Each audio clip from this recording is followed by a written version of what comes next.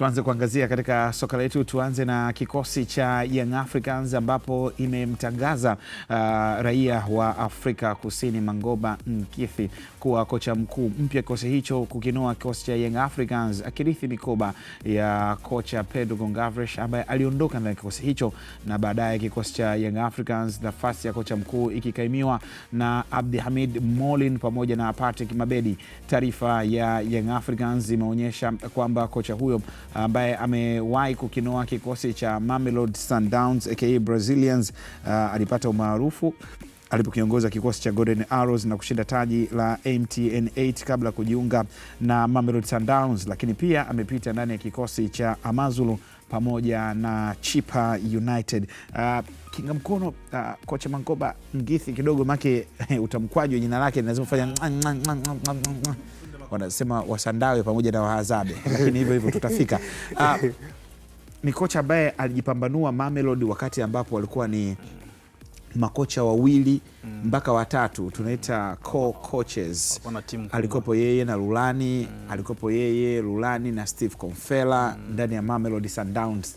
Kwanza yeye tu kutangazwa kuwa ndo kocha mkuu wa Young Africans, kitu gani kilikujia kichwani? Kwanza nimeona Simba na Yanga zina utamaduni wao fulani ambao watu wengi wakati mwingine hawaonagi, lakini sisi wengine tunafuatia mpira kwa muda mrefu tunajua kwamba wana tabia za kufuatiana maeneo na hasa wakiona kocha wa simu fulani amewasumbua. Tulikumbuka miaka ya nyuma kulikuwa na wakati walienda Kenya wakachukua sana makocha ya Kenya. Kuna wakati walienda Uganda wakachukua sana makocha ya Uganda. Ndani Yanga Samtimbe na baadaye Simba wakaja na nani yule kiungo ndani Jackson Mayanja.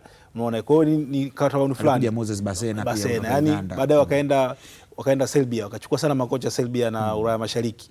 Kwa hiyo ni tabia fulani ambazo wanazo. Kwa hiyo nimeona na kabla kocha huko kutangazwa kulikuwa wanahusishwa na Fadu kama anaweza akarudi akaja kuchukua nafasi hiyo. Kwa hiyo unaona kabisa waliona kwamba kuna kitu South Africa baada ya Simba kuja na kocha ambaye ameleta kitu kipya. Kwa hiyo kwangu ujio wake naona ni jambo kubwa, kwa sababu namuona labda uwepo wa Beka hapa, uwepo wa Benedict Makati Kenya, inaweza ikawa hiyo inaweza kuwa ni sehemu ya ushawishi wake, na Fadu alichokifanya Simba inaweza ikawa ni sehemu ambayo imewashawishi. Vile vile nani alikuwa hapa kocha wa Mamelodi alikujaga hapa Yanga wakati walimtakaga yule anaitwa Piso Yanga wakataka akasema na anaitamani Simba kwa sababu ni timu kubwa na huyu mtu alifanya kazi na Piso vile vile.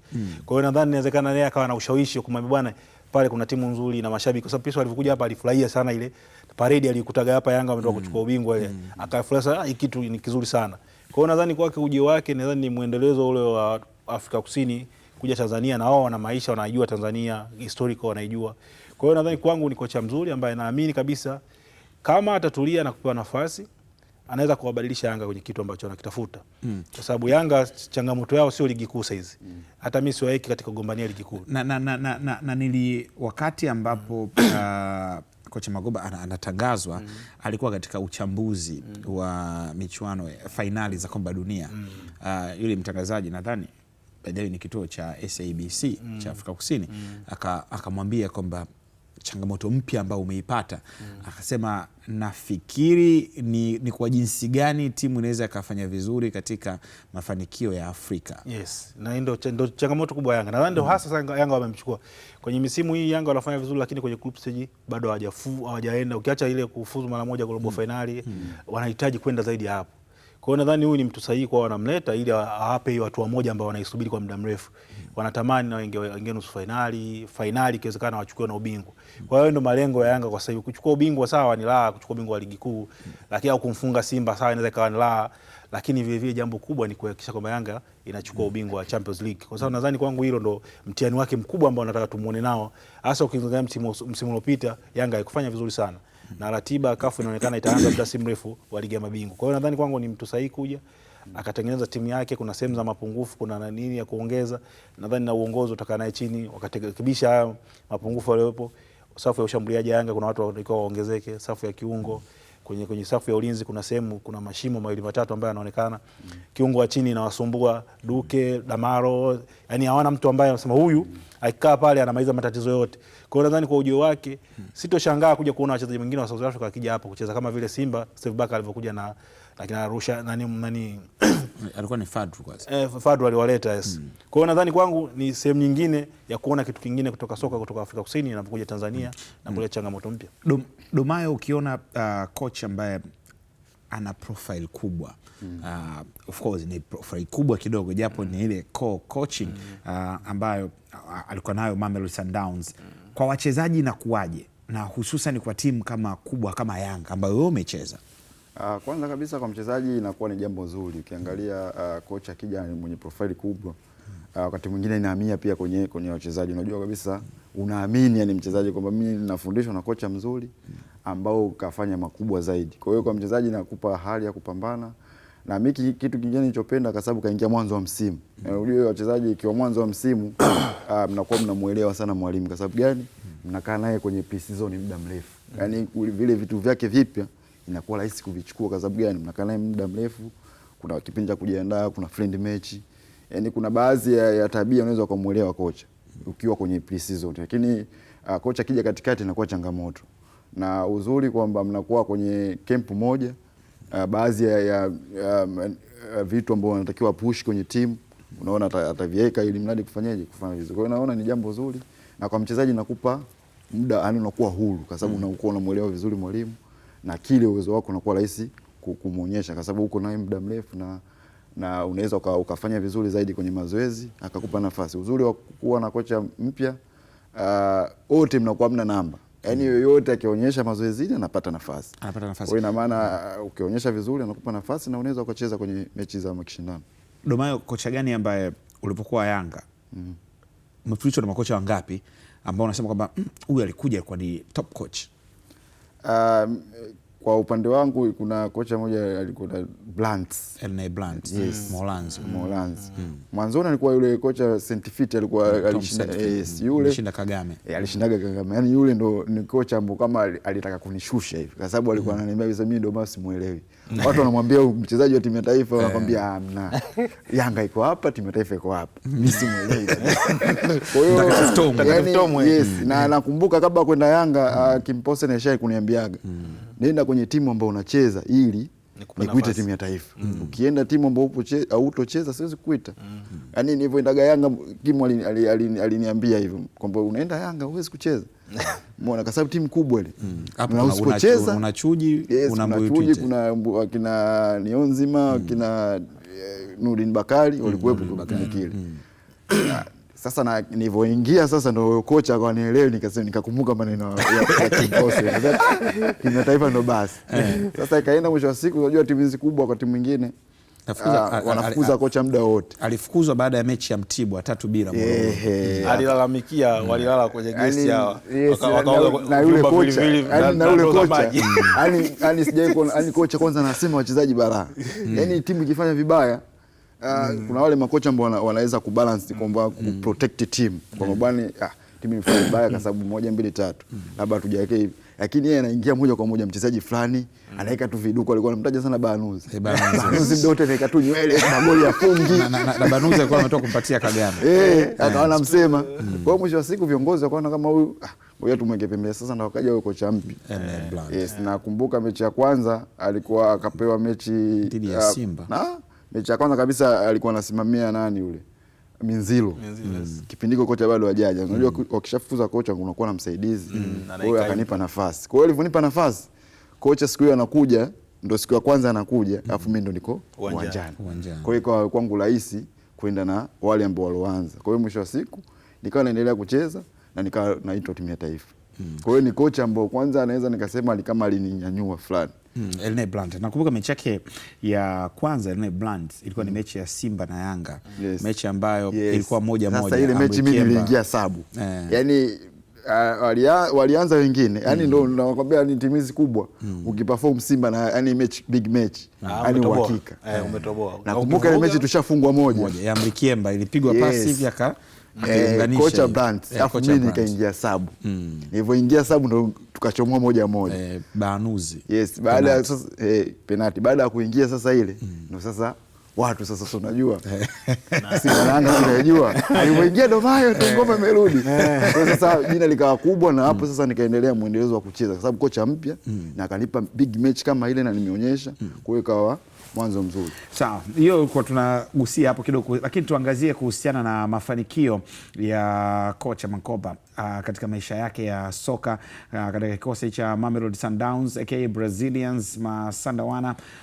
Kumbuka katika kikosi cha Mamelodi mataji, ameshinda mataji 5 ambayo ameweza kushinda kuanzia msimu 2013-14 mpaka 21-22, lakini kombe la MTN ameshinda msimu wa 2021-22. Nedbank Cup ameshinda msimu wa 2020-21. Telkom Knockout alishinda mwaka 2019, lakini bila kusahau mafanikio mengine ni CAF Champions League mwaka 2015-16, hapa akiwa na Piso Mosimane ambapo waliwafunga Zamalek mabao 3 na kushinda taji lao la kwanza la Champions League kabla ya kuja kushinda msimu uliomalizika na Miguel Cardoso. Lakini hii ni miaka yake 11 ndani ya Mamelodi Sundowns, lakini pia atakumbuka kwamba mwaka mafanikio ya kimataifa CAF Champions League pamoja na CAF Super Cup 2017, lakini pia alishinda taji la kombe la MTN 8 mwaka 2009 akiwa na kikosi cha Golden Arrows. Unaweza kuona hayo mafanikio Kinga Mkono. Ndio nasema ni kocha mkubwa, ni kocha mwenye mafanikio. Lakini inapokuja kwenye soka la Tanzania, wakati mwingine mafanikio yako sio jambo linalotazamwa. Kipimo chake cha kwanza mwezi mmoja kutoka sasa. Sawa? Tarehe 12 Agosti. Yaani hapo unaweza kuwa kocha una profile kubwa kabisa. Lakini tarehe 12 Agosti kwenye ngao ya jamii ukavurugwa pale goli 2 au goli 1, watu wakasema wewe ufai, na ukawa ufai kweli. Wakati wewe ni kocha mkubwa. Kwa hiyo nadhani uongozi wa Yanga wajiandae kwa mazingira hayo, kwamba wamwamini kwa kile alichokuwa nacho, wasiangalie kwa matokeo ya mechi ya kwanza atacheza dhidi ya mtani, kwa sababu wakati mwingine anaweza akapatia sawa, lakini lazima mshindi apatikane kwenye hiyo mechi. Sawa, ni mechi moja ya ufunguzi wa msimu ngao ya jamii. Baka na timu ambayo amekaa nayo muda mrefu, anaijua sana, labda ataongezea, kuna watu wanaongezea, lakini yeye kikubwa kinachotokea Kinga Mkono, mimi kwangu naonaga inakuwa sio kufungwa. Unafungwaje? Haijalishi kwenye kufungwa Simba na Yanga, haijalishi umefungwaje. Unakumbuka Fadlu? Unakumbuka mechi ya kwanza Fadlu Simba na Yanga? Simba wana moyo kidogo wa kuvumilia.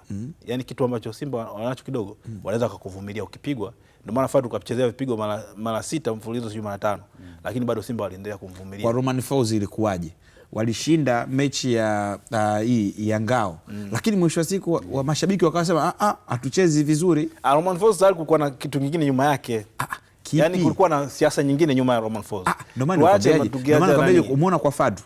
Fadlu mechi ya kwanza Simba anafungwa kwenye ngao, mashabiki wasema tumefungwa, lakini timu inaonekana ina mwelekeo wa kwenda mbele. Na kweli timu inaenda ina progress.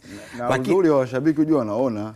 Ndio nasemaje? Yaani kikubwa hapa akiona hata kama timu imefungwa, lakini unaona kuna vitu vimebadilika ndani ya timu, wanaweza wakaenda naye. Huo uvumilivu ndio muhimu kwenye uongozi hasa. Waweze kukubali kupokea pressure. Pressure lazima zitakuja, hasa kwenye matokeo ya mechi kama hii. Kwa hiyo viongozi wawe tayari kupokea pressure, kama walivyomkingia kifua Nabi wakati anaanza timu. Uliona waliamua kukaa naye nyuma, wakampeleka, tukaenda mpaka timu ikakaa kwenye mstari. Ikawa Yanga inajitafuta, ikapatikana, ikakaa vizuri na hadi ikafanya vizuri kwenye mashindano ya Afrika. Kwa hiyo nadhani ni kwamba ni kitu ambacho wajue kwamba huyu anaingia kocha mpya, kuna vitu vipi analeta, na kuna wachezaji ambao walikuwa key players, size wengine ni majeruhi kina Pakome. Unaona? Kuna watu ambao wengine watakuja wapya. Kwa hiyo hao kunatakiwa kutengenezwe muunganiko wa haraka, na muda uliokuwepo safari ni muda mchache sana. Ukiangalia ratiba inavyokwenda, kuna mwezi mmoja tu hapa kupumzika. Unaona, na wao wako kwenye mashindano, wamepumzika wiki 2-3, wanaanza mashindano. Kwa hiyo kwake kocha anakuja, sijajua project yake ya Afrika Kusini ya utangazaji wa uchambuzi kwenye TV unaisha lini? Unaisha tarehe 19. Ina maana tayari ashapunguza siku. Kama atakuja hapa tarehe 20 au tarehe ngapi kuja kuanza kazi, unaangalia muda uliobaki unazidi kuwa mdogo. Kwa hiyo kuna vitu vingi ambavyo mazingira mengine mengi yanakuja kumtaka yeye abadilishe. Kwa hiyo kwangu naamini kabisa viongozi wakubali kwamba tunaenda na kocha huyu, malengo yetu ni nini? Malengo ya klabu yahamishwe kwa wanachama na mashabiki wakaelewa kwamba malengo ya klabu sio kumfunga Simba au kufungwa na Simba. Malengo ya klabu kumfunga Simba ni miongoni mwao, lakini tunataka kwamba huyu kocha tutengenezee timu ya kushindana kwenye mashindano ya kimataifa, ambapo ndo huko tunapata kuna hela nyingi CAF wameweka sasa hivi. Ukiona kuna billions ya shillings kuzitafsiri kule zinapatikana. Kwa hiyo lazima waweke malengo makubwa kwenye mashindano makubwa ili Yanga iwe kubwa. Mataji 32 ya ligi kuu Tanzania bara, sawa, ukapata la 33 sawa, lakini huko kwenye mashindano ya kimataifa unaona unazorota. Simba ndipo sehemu ambayo kidogo unaona anawasumbua Yanga kwenye mashindano ya kimataifa, kwa sababu wanajitahidi kuwa miongoni mwa timu ambazo zinatishia zaidi katika soka la Afrika. Ukitaja timu unaona Simba inatajwa zaidi kuliko Yanga, lakini mafanikio ya ndani Yanga iko vizuri. Kwa hiyo nadhani kwangu lazima uongozi ukae chini ukubali kwamba tunakuja na kocha mpya. Lolote linaweza likatokea kwenye mechi ya tarehe 12, lakini hilo sio malengo yetu. Naona hiyo umelisisitiza. Na sisi kwa sababu najua, kwa sababu kuna kocha alifukuzwa kwa sababu ya mechi hiyo tu. Tena mechi yenyewe ilikuwa mtani jembe. Wakamfukuza kocha mkubwa kabisa, mechi ya mtani jembe, unakumbuka? Yanga akachukulia chuma, wakamfukuza kocha, akamwambia wewe utufai. Hata Simba kuna mechi alipocheza wakamwambia wewe utufai. Kwa hiyo wakati mwingine timu zetu tunarudi zile.